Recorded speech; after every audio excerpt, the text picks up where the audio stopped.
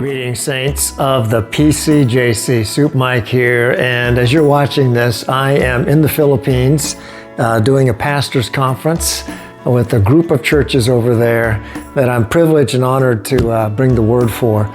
So pray for me. I'll be speaking, I think, 5 times, and I'm doing a large gathering on Sunday of multiple churches.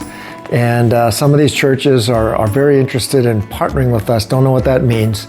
But like so much of what's happening at PCJC, we're just sort of following the wind of the Spirit as He leads us.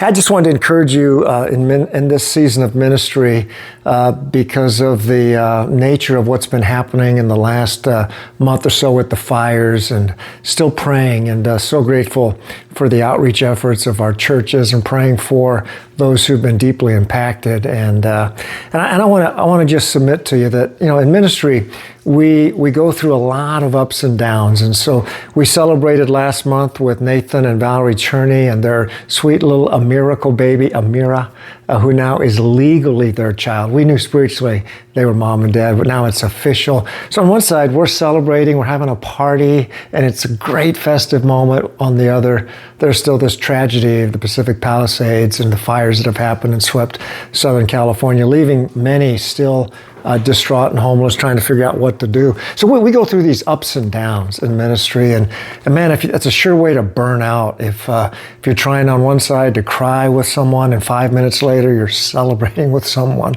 and you want to be fully present in both, but it's not an easy thing to do. And just reminded me of 1 Samuel 30 with David. The Amalekites came and attacked Ziklag, and it was devastating. They burned the city, and families were destroyed. And they wept. It said in verse 3, when David and his men came to the city, they found it burned with fire, and their wives and sons and daughters taken captive.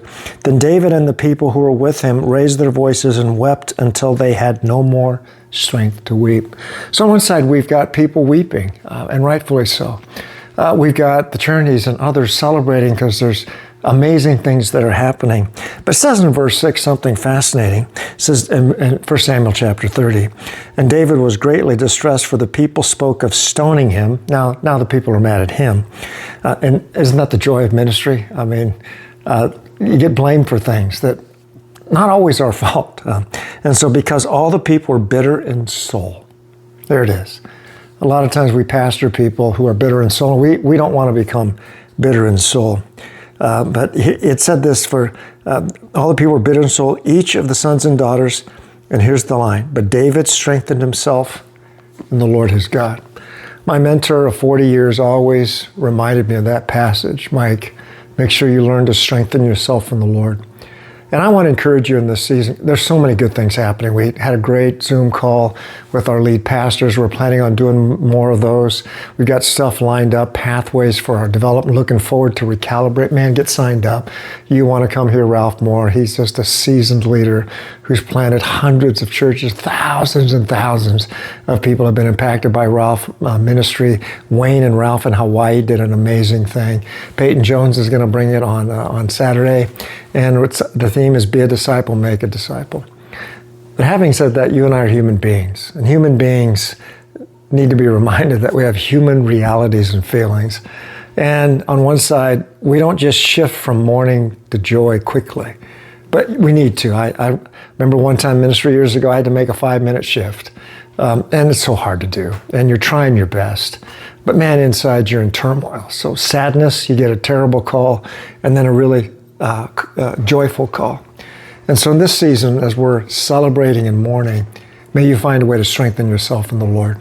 May God grace you and give you supernatural peace and presence in this season. Many are sick. We've had people go down. Our own Christy Garcia and Jason Garcia have been battling. My wife, Teresa, struggled through Christmas. Just a lot happening. And so on one side, we've got sadness and difficulty. On the other side, we have joy and celebration. In the middle of all that, we can't do any of this unless we strengthen ourselves in the Lord. Take time. Let His presence minister to you. Cry out before Him. Confession precedes breakthrough. Otherwise, you have breakdown. So confess, talk to someone, pray. And if you need any assistance at all, please contact us. Contact one of your pastors, one of the friends, someone in the conference that can journey with you. Hey, know you're loved. I'll be back on the 17th. Looking forward to seeing you all at Recalibrate and moving into this next season of the many good things God has in store for the PCJC. Teresa and I and the staff of PCJC are tremendously honored to partner with you. God bless you.